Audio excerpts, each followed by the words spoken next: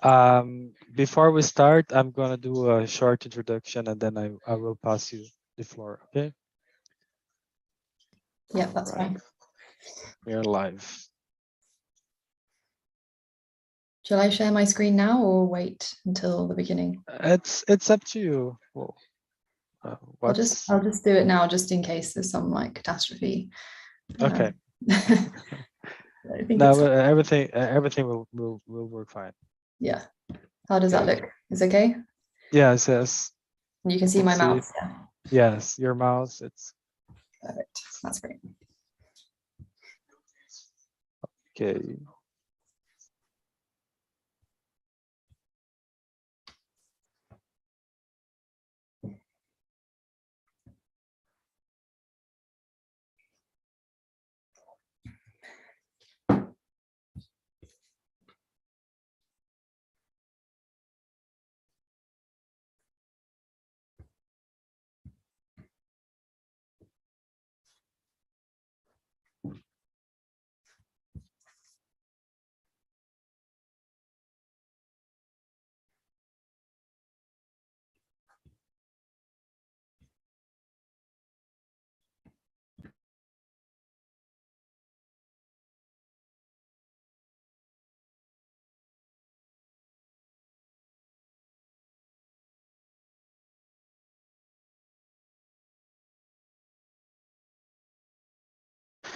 Okay, let's start. We already have some people here, and let's just do a short introduction and start recording. Okay. Very well. So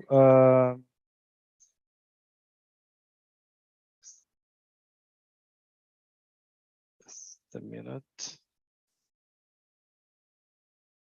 Hello everyone, and welcome to another talk in our webinar series. This webinar is also being streamed live on YouTube.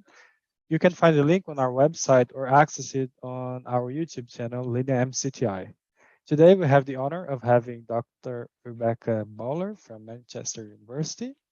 Dr. Bowler studies the formation and evolution of galaxies, when the first stars and galaxies burst into existence, and using observations in the optical and the near-infrared to detect galaxies at high redshifts. Her research involves studying the constraints of very bright galaxies using large degree scale surveys. Dr. Bowler, thank you very much for being so kind and having accepting to give us a webinar talk today on such an exciting topic. The floor is yours. Thank you so much. It's lovely to be here today to talk to you all through the power of the internet. So I'm going to talk about galaxy evolution at high redshifts, in particular looking at the constraints that we can put on the existence of the first galaxies with both current instruments, like this is the Vista Telescope, and as well as future instruments. So JWST is a future instrument, but it's really operating, and I'm going to show you some sort of fresh off the press results from this during this talk. So before I get into it, I just wanted to specifically talk about what does high redshift actually mean, because it means very different things to different people. And so I did a little survey of people in my group back in Oxford and asked them, what did they think was high redshift? And I got quite different results depending on what they studied. So cosmologists might say that, redshift 1000 is high redshift. That's when we have the combination, recombination and the emission of the cosmic microwave background. In contrast, you could ask a H1 astronomer, and they would say that redshifts greater than 0.1 is really high redshift, and that's due to their limit of observations, of the observations that they can do for this detection. A logical person might say, redshift greater than 1, so you're splitting the universe, the age of the universe in half, and saying that high redshift is the first half. Or maybe a galaxy evolution person might say redshift greater than 2, which would be beyond the peak in star formation rate density. So you can see it's very variable. But just to be clear, in my talk, I'm talking about very high redshifts, but in terms of galaxy formation. So I'm talking about redshifts 5 to 12 or so. And this is as shown in this table on the bottom, really probing the first billion years of the universe. The reason why I've gone up to redshift 12 is because this is the observational limit of the Hubble Space Telescope. And this is an example of some very high redshift galaxies found in the Hubble Ultra Deep Field. You can see they're labeled by their redshift. But actually, I've already had to update this slide because now we have JWST, we can actually push beyond this. And even in the first data release from JWST, I've had to up this to 13. So this is probing really the first few 100 million years after the Big Bang. And I expect to have to update this slide quite rapidly in the next few months or so. So what was the universe like in the first few billion years? Well, we think it was a low chemical enrichment environment. It was in the early universe, we had very little chemical enrichment. We didn't have any stars if you go back far enough into the dark ages. And it's really, the first generation of stars are really thought to be very interesting, these population 3 low metallicity stars. And so we can imagine that we'd have lower chemical enrichment in the first galaxies. As well as this, we know supermassive black holes do exist, but we don't really know how they formed and how they grew. But we know that they're there in the first billion years. As well as that, we have quite a different intergalactic medium at very high redshift. So this diagram on the left here is from a simulation, and it shows the ionization of the intergalactic medium and the process of reionization that happened, we think, around 1 billion years after the Big Bang. And so this was a fundamental state change where the universe was predominantly neutral very early on, but then was ionized by the first galaxies, which is what's shown by these kind of blue bubbles. So it's really quite an exciting and different time to the kind of galaxy formation studies that we do in the local universe. So if we look at the observational frontier and try and place it on this diagram, which is more of a kind of theoretical timeline of the universe, on the right, we've got the Big Bang, 13.8 billion years ago, followed by the release of the cosmic microwave background in the recombination, shown here. And after this, we had a period called the Cosmic Dark Ages, where nothing much was really happening, except that we just had the action of gravity pulling all of the matter together to produce the first stars and galaxies at the most dense regions of this cosmic web. So we think the first stars formed redshift 20 or so. We don't know this observationally yet. And then if you look a little bit later on, you can start to see where we were able to push with observations. So the first kind of part is more theoretical, or related to the cosmic microwave background observations. But as you can see, we go further to the left, we've started to now actually have observations of these galaxies and be able to put real constraints on what these objects were like. So the furthest galaxy that Hubble has ever seen is at redshift 11. So that's 400 million years after the Big Bang or so. And again, I have to update this slide. Just yesterday, there were 2 papers released, which you may have seen, showing observations of another redshift 11 source and a redshift 13 object in the first early data from James Webb. So I think this is going to be completely shattered very, very quickly. And we're going to have observations pushing earlier and earlier into the universe with JWST. And just to say, these are photometric candidates, and I'll explain more about that in a second. They're not spectroscopically confirmed, so there is a higher bar for really being sure that these sources are at high redshift with spectroscopic confirmation. But I imagine that will also come quite rapidly with new spectroscopy data from James Webb. All right, so when we're observing galaxies at high redshift, what are we actually looking at? So this is a really nice schematic of what a star-forming galaxy looks like across the electromagnetic spectrum. So you can see here we have the stellar emission from young stars, which peaks in the ultraviolet part of the spectrum. And then we also have this red component, which is from the dust emission. So what happens is the ionizing photons hit the dust, heat the dust up, and then this hot dust, which is not that hot, maybe 30 Kelvin or so, releases these photons into the far infrared. And so the resulting spectral energy distribution you can see here is the sum of these 2 components. You could also have an AGN as well, perhaps in the object, adding some more flux. So Yes, and also the stars ionize the surrounding gas. So this is like the continuum emission shown in blue, but you also have to add on ionized gas, which gives you this kind of spiky profile, which again is from emission from these atoms. So now I've said all that, you can essentially forget everything that I've grayed out here for the rest of this talk, pretty much, and focus just on this part, which is the rest frame ultraviolet. And the reason for that is because we're at such high redshift, the rest of this here is redshifted out of the optical and near-infrared bands. And in fact, the best way or the most sensitive observations we have of these sources are of this rest frame UV emission redshifted into the infrared that we observe. So what you can do to observe these sources is you can either look at finding them via the Lyman alpha emission. You can see this Lyman alpha emission line here is really quite strong. So you could use that to find them. Or what I'm going to focus on in this talk, which is kind of, that gives you the largest samples of sources, really, is using the rest frame UV continuum to find these objects. And we call these Lyman Break galaxies, as I'll explain in a second. So just at this point, I wanted to, note that the inferences that I'm going to show you that we take from these samples of high redshift galaxies are all based on the rest frame ultraviolet light. So you can imagine there are many issues with this. We're missing out the whole rest of the spectrum of the source. It means that we're not that sensitive to dust. There could be lots of dust that we're not sensitive to, and so on. Things like morphologies, we're only measuring from the rest frame UV. So that's something to note as we go forward in this talk, that so far we're quite limited to the UV, but with James Webb, that's going to change quite a bit.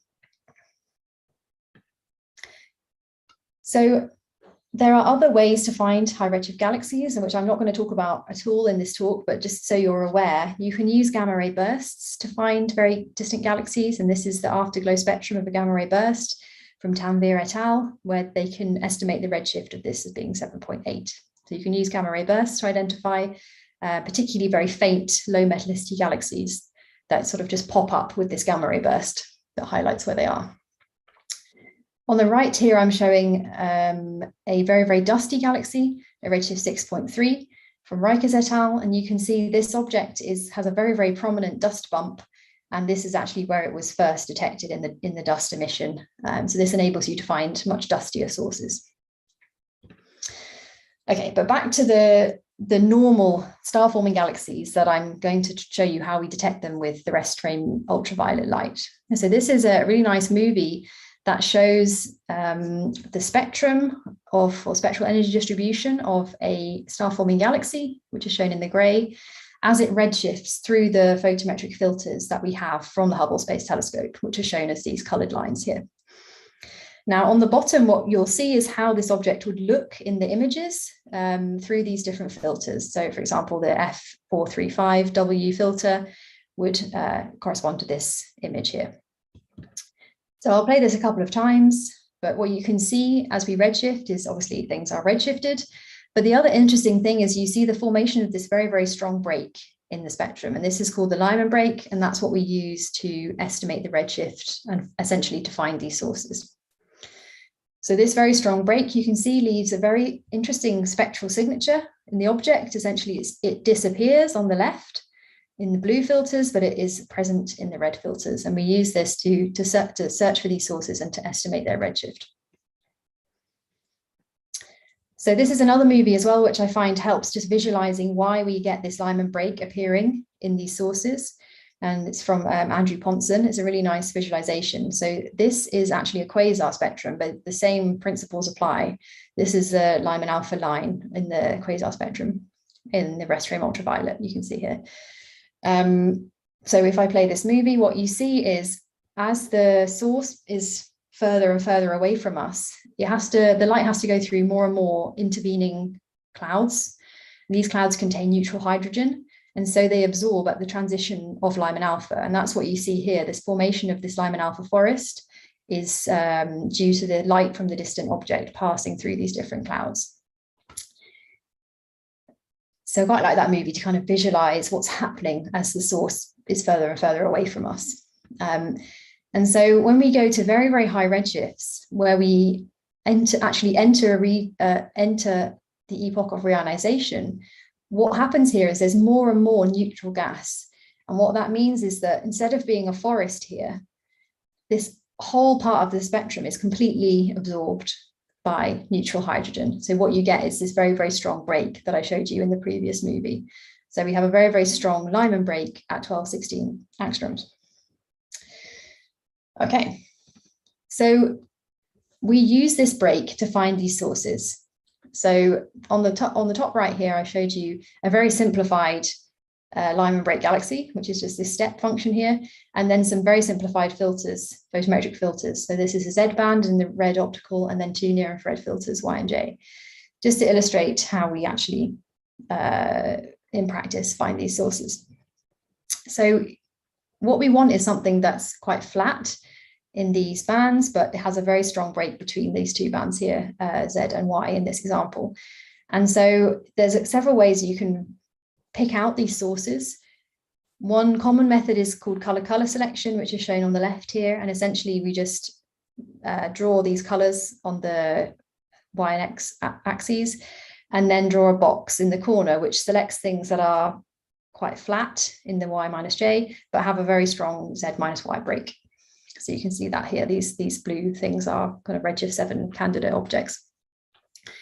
A very similar method is using photometric redshifts, where you fit galaxy templates. So the blue curve here is a high redshift galaxy template with a Lyman break here. You fit to the full photometry. So rather than just a few bands around the break, you fit to all of the data you have. So the game we're playing here is really these sources are extremely rare in the images. And there are quite a lot of things that I would say are less interesting. People might dispute that are more common, that can look very similar to high redshift galaxies. So in particular, low redshift sources that are very red or old, so shown by this red curve here. This is a contaminant, because you can see it has quite a strong break here as well, but this is actually the Balmer break in this source. And so we need to try and remove these objects from our high redshift sample. Okay, so what do we know about these sources then? So there's been a lot of progress made using Hubble imaging to find these very distant galaxies. It's fantastic. Hubble data is fantastic for doing this. It's got near-infrared filters. And one of the most fundamental things we can measure is the Restrained UV luminosity function shown on the right here, which encapsulates the number density of galaxies. And you see here this characteristic shape where we have very few bright galaxies, but much more numerous fainter sources.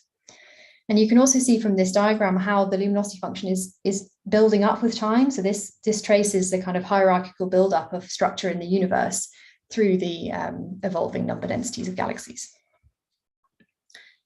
So why is the luminosity function interesting? Well, as well as being a fundamental measurement that you need to make at some point, it also tells you about galaxy formation physics, because it's essentially the dark matter distribution, which we think we know from cosmology, plus astrophysics, which is obviously very complicated.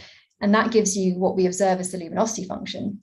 So if there are certain astrophysical processes that, for example, quench galaxies or turn off the star formation, like say supernova explosion go off and it blows out all the gas, and suddenly the object can no longer form stars, that will then change how the luminosity function appears in comparison to what you'd predict just from theory. So if you took the cosmology parameters, which is basically just dark matter, and then assumed that all of the baryonic matter in that dark matter halo could form stars, what you would get is this red curve. So that's like the maximal luminosity function you could get. But what we observe is something more like the blue curve across many redshifts. And this tells you that something else is happening. And we think feedback has a big effect on what you observe. So I said supernova already. Supernova in faint galaxies can blow out all the gas and therefore quench small galaxies. So you find fewer galaxies than you expect. And then the same thing happens, we think, at the bright end. So the AGN blow out the gas from the most massive halos. And that then gives you a deficit of extremely luminous or massive galaxies. These arguments, though, we don't know how they work at very high redshift. So if we think that AGN are what's shaping the bright end of the luminosity function, then what will happen at very high redshift when we don't have that many AGN, or the AGN are not accreting in the way that we think at low redshift. So there's many questions, open questions about this kind of cartoon, whether it applies at the very highest redshifts. Okay, so finally as well, the luminosity function, if you integrate underneath it, what you get is star formation rate density, because the ultraviolet is the UV luminosity function. The ultraviolet light, you can convert that into a star formation rate because it tells you how many young stars you have. And so you can convert that into the cosmic star formation rate density graph, which is this classic Madaur-Lilly diagram where you see a peak at redshift 2 or 3, and then a kind of decline or ramp up, depending on how you think about it, at higher redshift. And so this star formation rate density is really important if we want to understand reionization, and that's what this equation here is showing you, how we compute the number of ionizing photons and how it depends on the star formation rate density, the escape fraction, and this psi ion parameter, which converts the ultraviolet photons to ionizing photons. All right, and just to highlight again, that's something which, if you're following the literature in the next few months, I think JWST is going to really push down to this part of the diagram, because we really don't know what's happening at redshifts greater than 8 with star formation rate density. There's been quite a lot of disagreement in the literature about how this kind of ramps up in the early universe, basically how quickly do galaxies turn on and start forming. And so this is something that we're going to hopefully solve with James Webb. Okay, so in terms of the luminosity function is a global kind of measurement, but what are these galaxies actually like if we look at them in more detail? So there's a few things we can do with these sources. We can measure their color. So on the left here is the slope of the restrained UV light, which we parameterize as beta. This is around -2. And that means that these sources are extremely blue. They're very, very blue galaxies, which is what you would expect from a young, low metallicity object. So that makes sense. On the right here, we've got some Hubble images of some galaxies in the ultra-deep field. And what you can see is that they are very compact. They're basically sort of different sorts of blobs. Sometimes you see some structure, but mainly they are close to the limit that Hubble can reach, actually. So we know that they're very compact, so only around 1 kiloparsec or less in half-light radius. Okay, so that's kind of a very broad overview of high redshift galaxies and how we find them. So now I'm going to focus on more of the work that I've been doing, looking at ultraluminous objects in the epoch of reionization. So this is work done not with Hubble, it's been done with the telescope in the top left corner there, which is the Vista Telescope. And so the reason Vista is really powerful and gives you something different to Hubble is because it has this fantastic camera called VIRCam, which has a very, very wide field of view on the sky. So I've shown here the moon, a picture of the moon that VIRCam took. So you can see it covers many times the size of the moon. And this is in comparison to the Hubble field of view, which is really tiny, as I've shown here. Just kind of a cartoon example. So you can see that with Vista, we can cover these much larger area on the sky, and this enables us to look at the very brightest, rarest sources on the luminosity function. Excuse me. So this is, again, the luminosity function at redshift 7. This is how it was when I sort of started my PhD. You can see that there were lots of measurements of fainter sources. So we knew the number density of faint sources really, really well. And this was from Hubble surveys, such as CANDLES and the ultra-deep field. But you can see the points really ran out at the very, very bright end. There was a kind of tentative measurement over here, which was sort of very anomalous. But there was no measurements in this range here. And this was because the Hubble surveys were just too small to ever be able to find any galaxies that were this rare. So this is number density on the y-axis. So these are very, very rare sources, and you need Vista to find them. So as part of my PhD, I looked into finding these sources with a very deep survey from Vista called UltraVista, and we found some, which was amazing because we weren't expecting to find any, essentially. So the grey shaded curve here was the best fit function to the previous results. And you can see it rapidly drops. So we weren't expecting to find that many sources. We found around 30, so a lot more than expected. And in fact, this changed what we thought the shape of the luminosity function was at these redshifts. So the dashed line is a double power law, whereas this black line here is a Schechter function. So a Schechter function just has three parameters. It has a power law at the faint end. It has a characteristic luminosity, which tells you basically the knee of the function, and then it has a normalization. The bright end is an exponential decline. So we found that this didn't do a good job at fitting the data at all, and we needed to introduce a double power law, which is, as it says on the cover, two power laws with some knee in the middle, and this enabled us to do a much better job at fitting the data. So that was, I should say, this is at Redshift 7. I didn't say that before. So this was really exciting at the time because it changed our view of what was happening with these very, very luminous galaxies.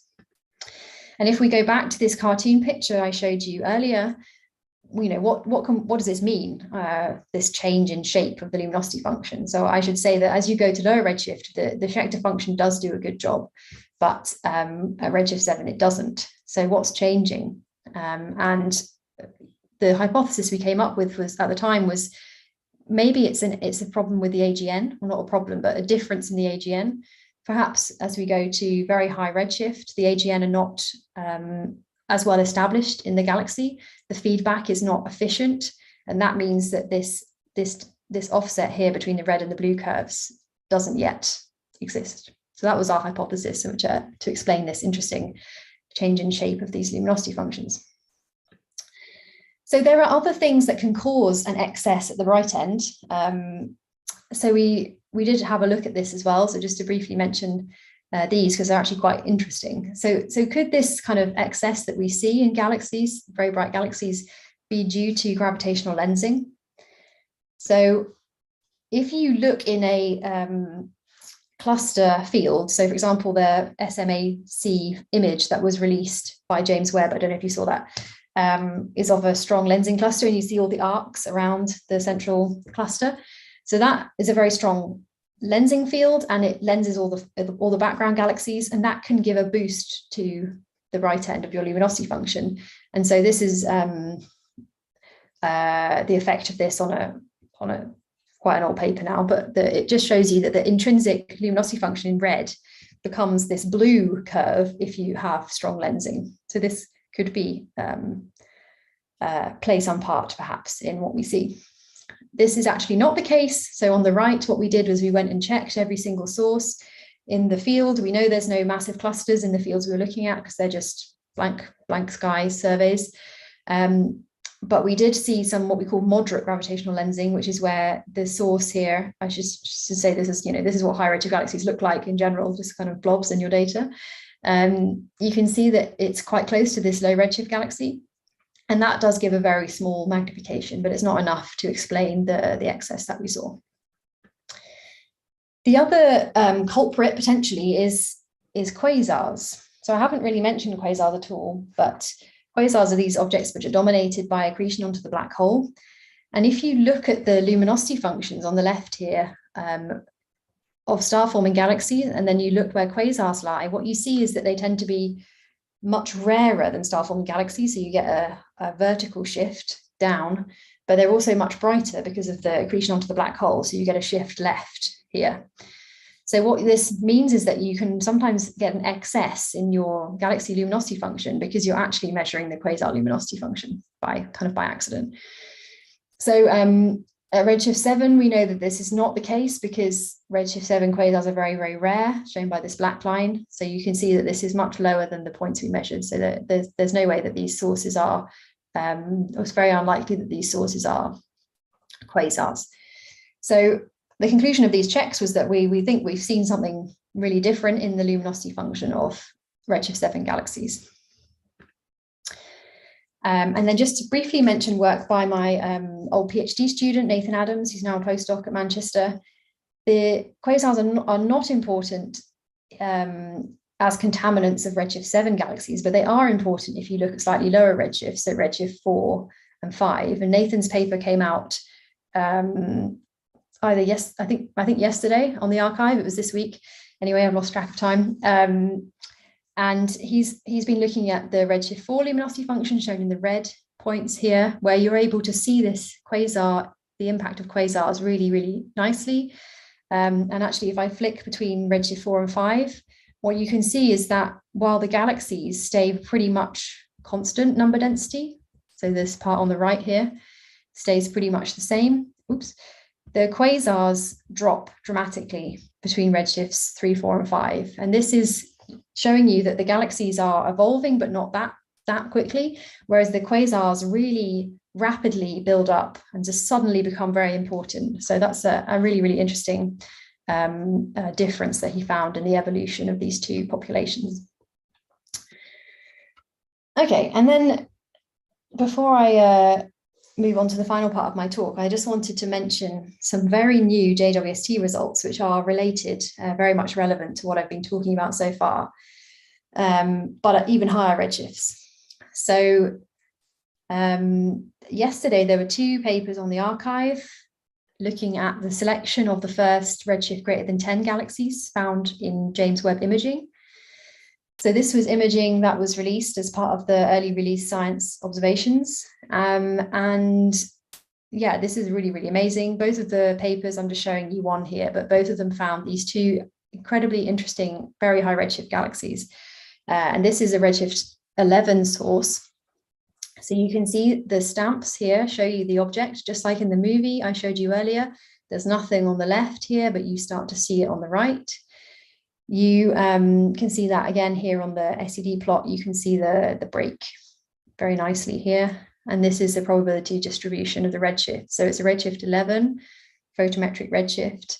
But what's really remarkable about this is that it was really quite easy for James Webb to find this. And we've been searching for redshift 10 and above galaxies in our previous data, and it's incredibly difficult because these bands have previously only been available from the Spitzer Space Telescope, and that had much poorer depth and resolution.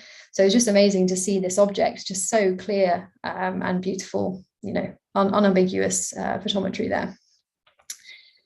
Anyway, so that was really exciting. But the other really cool thing is that they made a luminosity function of redshift 10 to 13 galaxies kind of all together. So this is very preliminary work, as you can imagine. The data's only been out for a week or so, so it's really exciting, cutting edge stuff. And this was the number density of sources they found in the purple. So I acknowledge this is a very busy plot, but I just wanted to demonstrate that the best fitting Schechter function, so with the exponential decline, yes, is shown by the dashed line here. So this was from some other evolutionary model, whereas the results from work led by myself in the black here is this double power law model, and it just does a much better job, even at these very high redshifts, of agreeing with the data. So it seems that this excess that I showed you is actually just how it is at very high redshifts, that we see a lot more very luminous galaxies than we were expecting to see from the previous models and so on. And in particular, these are simulations. This gray kind of shaded area here, which I'm pointing to, and these dotted lines are simulations of early galaxy formation. You can see that they are already really off the number density of these high redshift sources, and it gets worse as you go brighter. You know, these models just cannot produce these objects that we've been finding in this ground-based data so far. So I think this is really, really exciting. It means that there's a lot more very bright galaxies than we thought, which is brilliant for people like me who want to study these objects in detail and to have nice large samples and so on. So I really wanted to share that with you today. All right, let me just check the time. Okay, so I'm just going to show you a couple more highlights from my own work, which is really focusing on the very brightest galaxies that we know at redshift 7 now. So we should have to call it intermediate redshift now, won't we? Redshift 7 because of James Webb. But anyway, redshift 7 also again. So one of the things we did was to look at their morphologies. So this was using Hubble Space Telescope.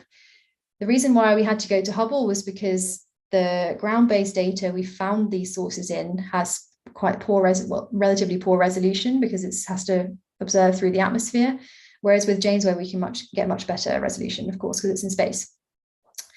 So typical high redshift galaxies, I've said before, look kind of like blobs. They're not super exciting, I would say, in the imaging.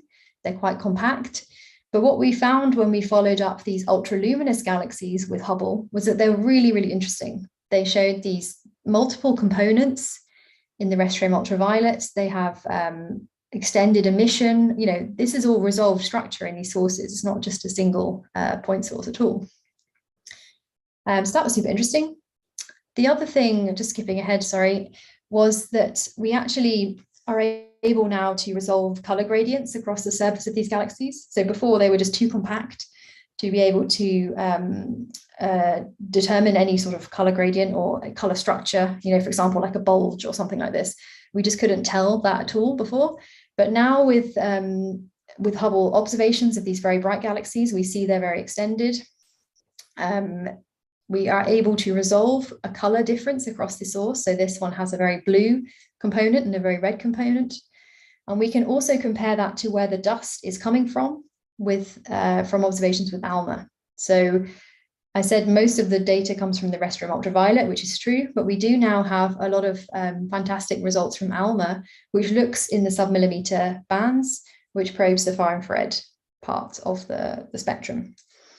And so this is a slightly complex plot, sorry, but if you just focus on the left here, this blob here is what we found with ALMA. So that's the dust emission. So you can see that the galaxy has a strong color gradient. It gets redder and redder as you go across. And that makes sense because when we go to the reddest part, that's where we see the dust. So this does make sense that we're seeing an object which has both unobscured regions of star formation and also very, very dusty regions as well. And we found in this paper that you really have to take into account both, otherwise you're going to be missing, you know, up to half or more of the star formation in the source because it's obscured. Okay, all right. So just one more thing to mention about, you know, some very interesting results from these very bright galaxies is that they have extreme star formation conditions. So what do I mean by that? Well, when we're thinking about the first galaxies that formed, we think that they had lower metallicity. We also think they have a higher density of gas, just the way that they're forming in the early universe. And this can lead to very unusual star formation conditions. So for example, a low metallicity, high ionization parameter, they have the first stars produced a hard ionizing spectrum. And that leads to very, very strong emission lines, nebular emission lines being produced. And on the right here is the really pioneering work that was done by Renske Smit in this area, where she looked in the Spitzer bands, so these two bands here, and found these really crazy colors in these sources. You can see here, this is a restrained ultraviolet, and then as you go to the restrained optical, she found these really crazy colors. And the only way to explain this is if you have extreme emission lines in these galaxies, which again tells you that the star formation conditions are really unusual. So there's also been work by Dan Stark et al. And others where they've looked at these emission lines in the restrained ultraviolet and again found really unusual emission line ratios and so on, which again points to exciting star formation conditions. And then finally, on the left here, this is work from Ryan Ensley et al.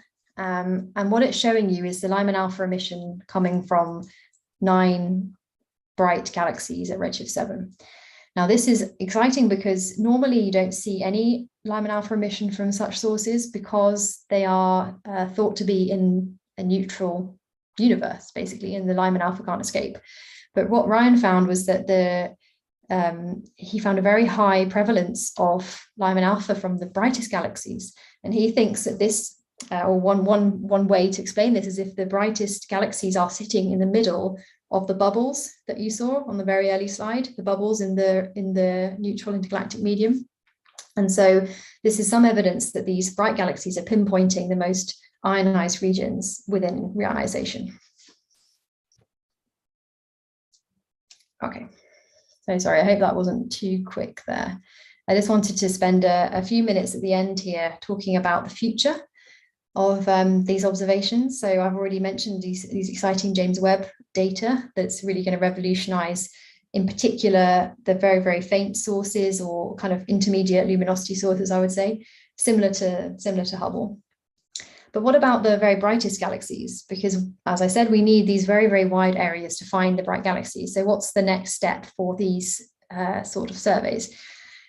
So I'm going to illustrate this with a plot which I actually made for my PhD thesis. So it's quite a long time ago now. It's from 2015 or 2014 or something.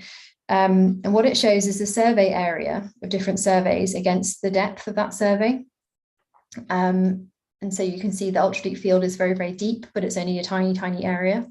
Whereas the Ultra Vista was the survey I was using, is much shallower, but it's a much, much wider area, which enables you to find the rarest galaxies.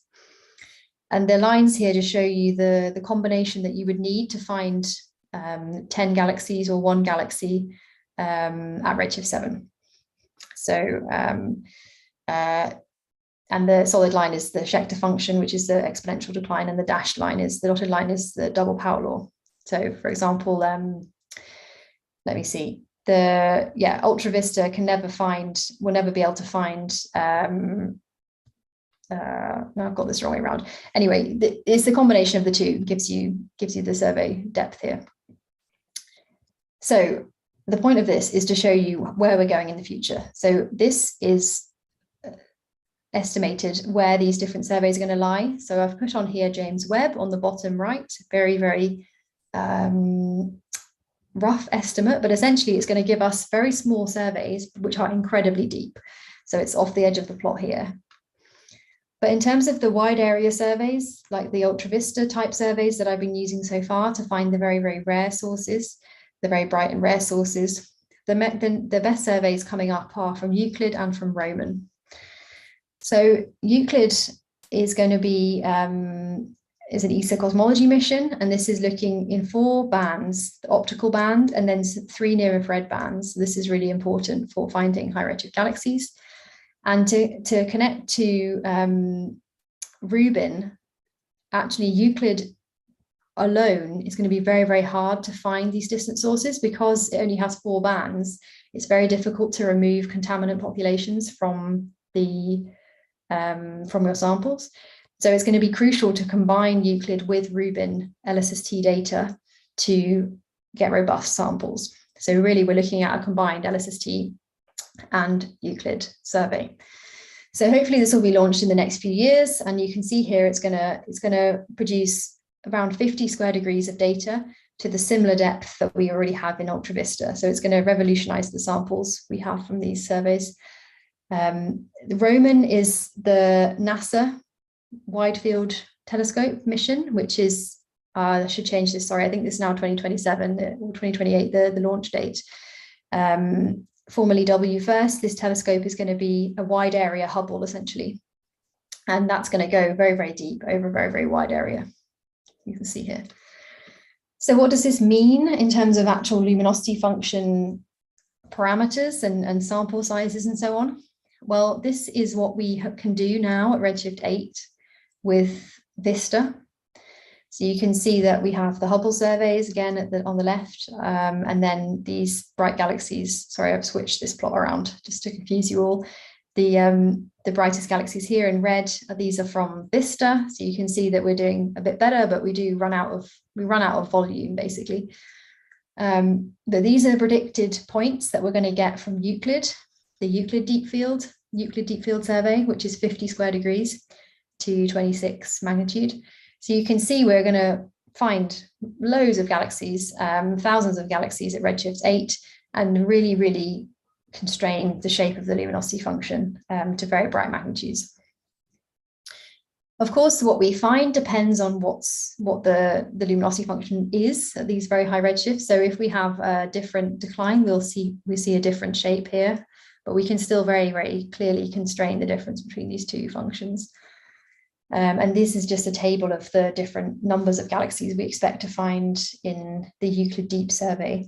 So you can see that at redshift 8, we're going to go from, currently we have, I think it's about 20 redshift 8 galaxies at this bright end here, but we're going to get 2,000 sources. So you can see a factor of 100 improvement in sample size for these very bright galaxies. All right, and then this is my final slide. again, just to come back to James Webb, what are the specific things that we can do with James Webb when looking at the brightest galaxies? So James Webb will be very good at finding the very faint sources, but to understand the brightest galaxies, what we're going to need to do is find them with Rubin and Roman and Euclid over these wide areas, and then follow them up with James Webb. So the cool thing is that they're very, very luminous, so they are very easy to follow up. It doesn't take long to follow up these sources with HST or ALMA or James Webb. But one of the really amazing things that we can do with James Webb that we haven't been able to do before is spectroscopy in the infrared. So this is spectroscopy from over this range of wavelengths. And this is the spectrum that was released as part of the press release last week of a Redshift 8.5 galaxy. And this is just absolutely amazing. We've never been able to get spectra of these lines, these rest frame optical lines before of a Redshift 8.5 galaxy. This is just completely amazing. But with James Webb, we can also do integral field spectroscopy. And what that means is we can get a spectrum like this in each pixel of the galaxy. So this means that for this bright object here, if we were to get James Webb follow-up here, which several of these sources are being followed up in cycle 1, what you will be able to do is get a spectrum from each part. And with this, you can start to answer questions like, is there a metallicity gradient in this source? How did it form? Is it from inside out growth? We can look at emission line ratios to try and find out if there's a black hole. Maybe there's an AGN hidden in the center of this source and we had no idea. But with these spectra, we'll be able to identify whether there's a black hole there. And we can also look at kinematics and determine whether this clumpy source that we see, is it in a disk or is it just a merger of several sources? All questions that we've just really have been unable to answer with current data, we're going to be able to answer with James Webb. So really, really exciting results coming up for galaxies of all different shapes and sizes in the early universe. All right, so just to summarize then, I've shown you that observations of galaxies at very high redshifts tell you about the earliest stages of galaxy formation and evolution. We use the Lyman Break technique to find these objects using the rest frame ultraviolet part of the spectrum. And then the luminosity function I showed you several times shows you how the observed galaxies connect to the cosmic web and the dark matter. We find more luminous sources than we expected. And this is potentially due to reduced AGM feedback, but that we really just don't know why this is. And these James Webb results I showed you seem to show that this persists even to very, very high redshifts. So I think this is going to be a very active area of research in the coming years. And yes, new telescopes like James Webb, and then in the future we have Euclid and Roman coming up very, very soon, are going to revolutionize the field. Suddenly we're going to have 100 times more galaxies to play with. We can start to do statistics. We can start to do resolved studies across the source. Yeah, super exciting things to come. And thank you for the opportunity to share some of my results with you today. Thanks. Thank you, Dr. Bowler, for the very interesting talk.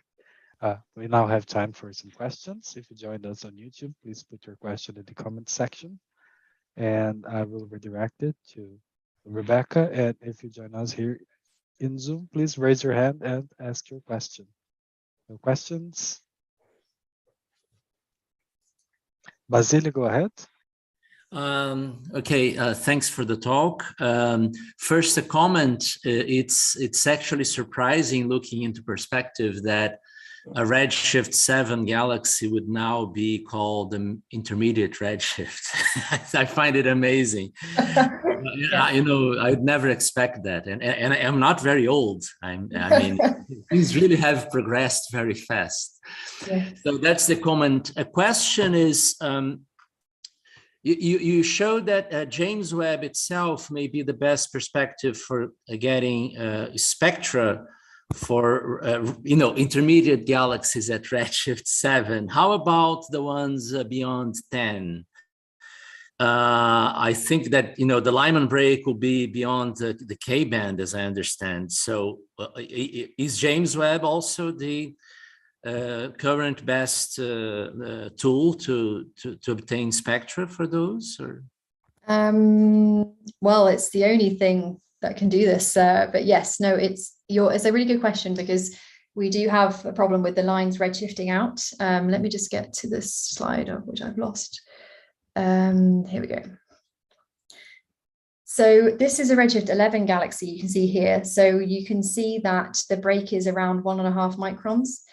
And these points are from the NearSpec imager, NearCam imager, but NearSpec also covers up to 5 microns.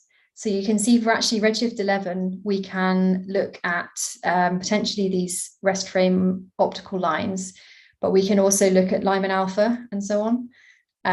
So it does get more difficult as we go to high redshift. We don't have the really nice lines that I showed you, redshift 8, where we see all these oxygen lines and everything. That would be brilliant, but we don't have those with NearSpec.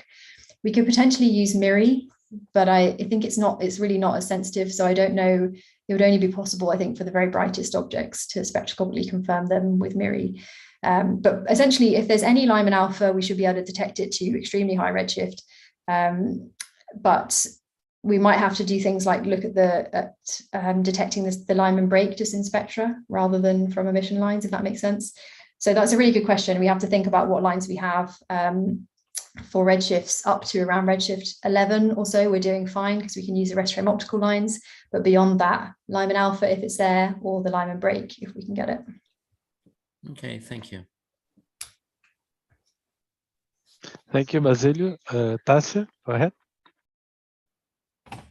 Hi, Rebecca. Thank you so much for the lovely talk. This is very, very interesting and exciting. I'm not a galaxy person, so my question might be a bit basic. So I'm wondering, I wrote down the name of your slide.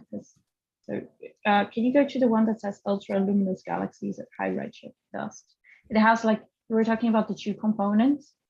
No, I think it was after that. No, after.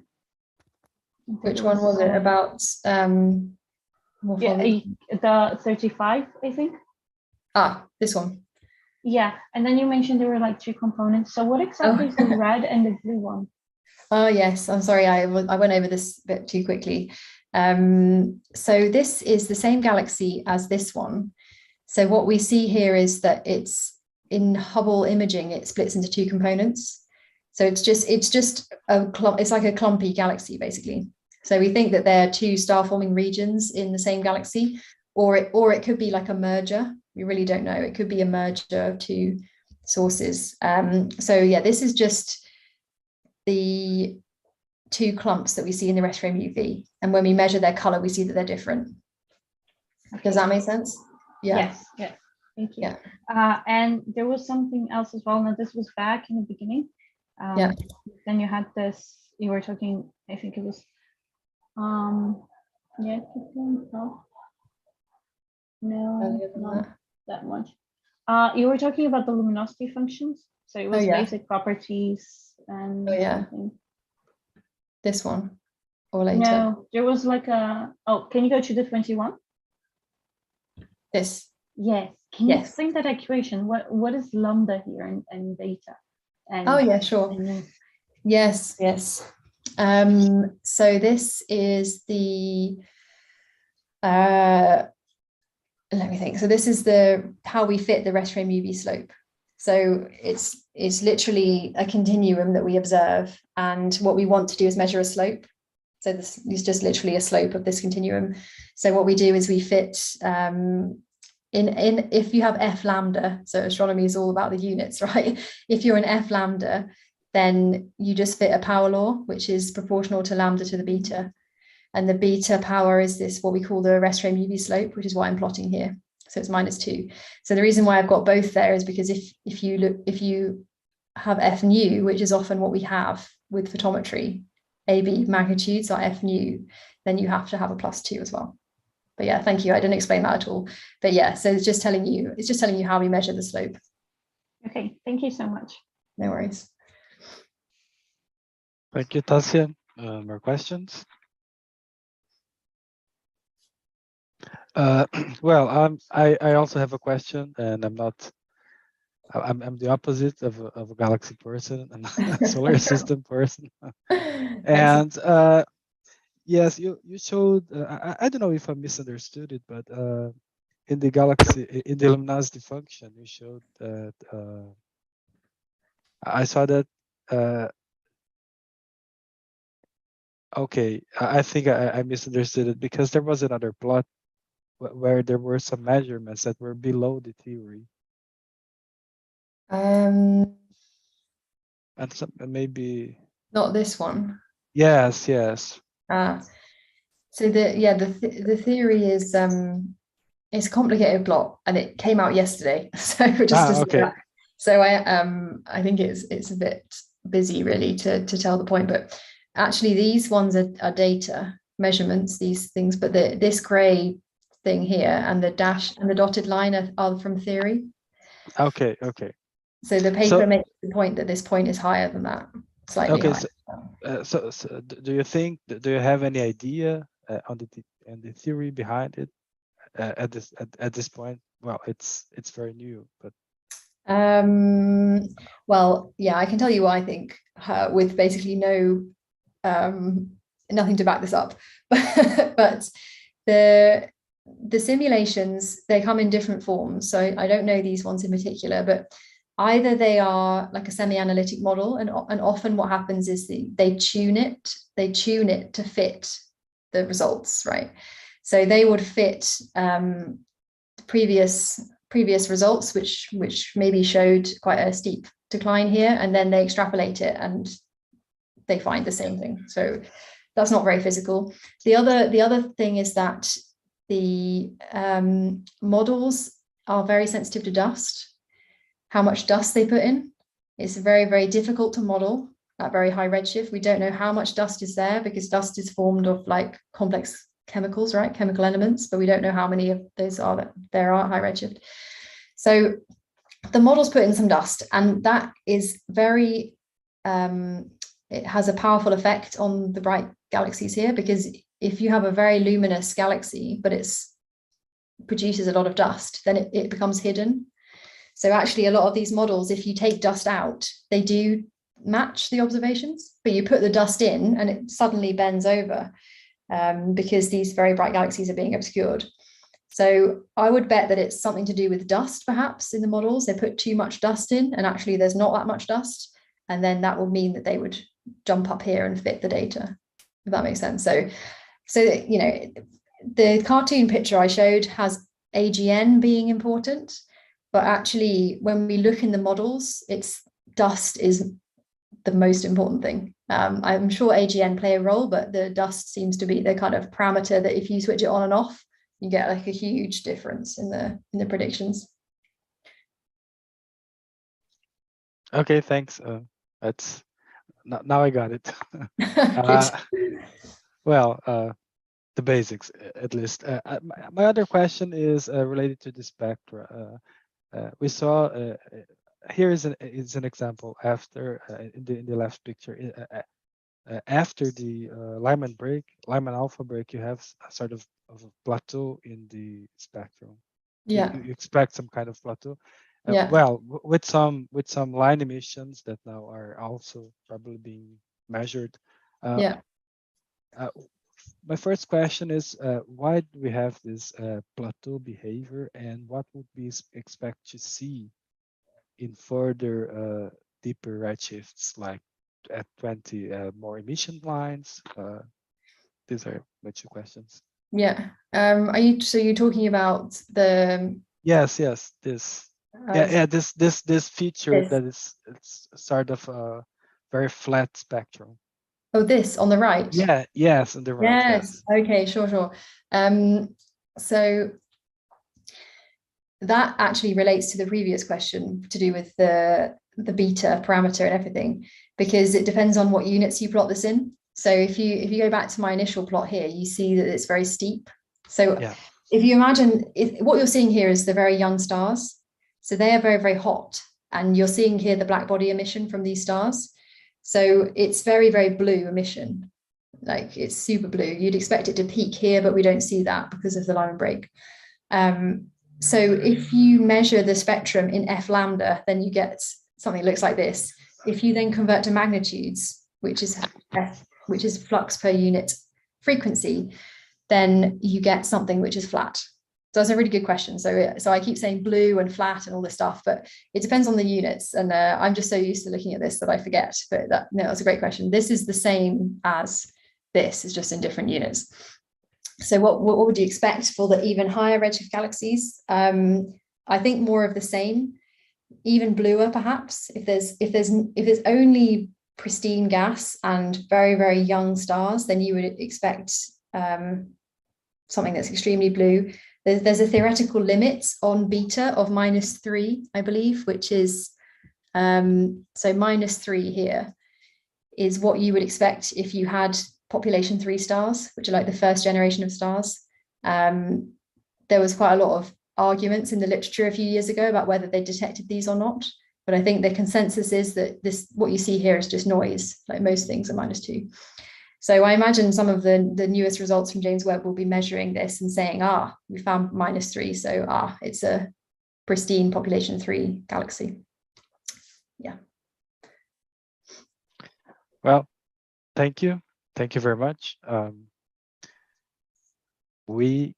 Do we have any more questions?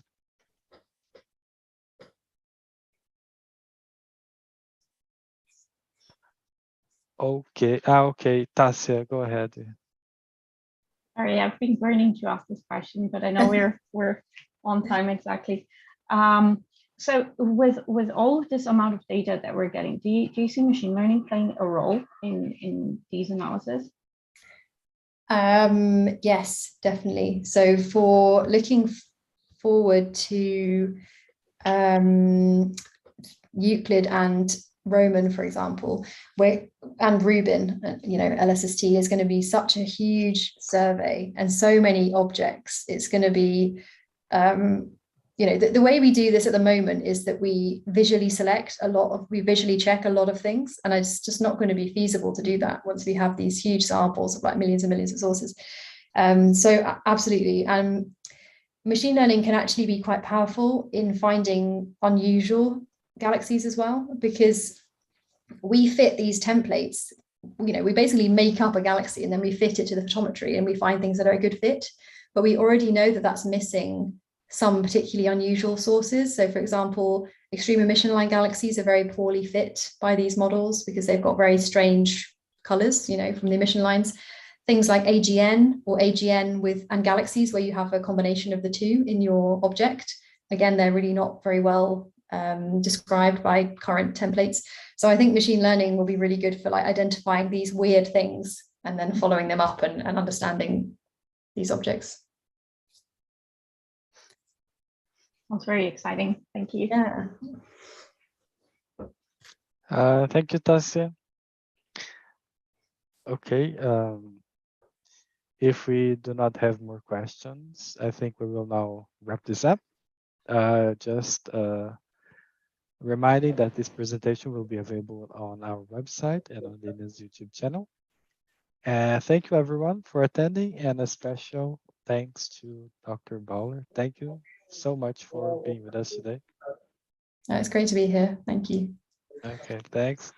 And everyone, have a great day, stay safe, and I hope to see you all again in our next webinar. Thank you very much. Thank you. Goodbye. Bye. Thank you. Bye-bye.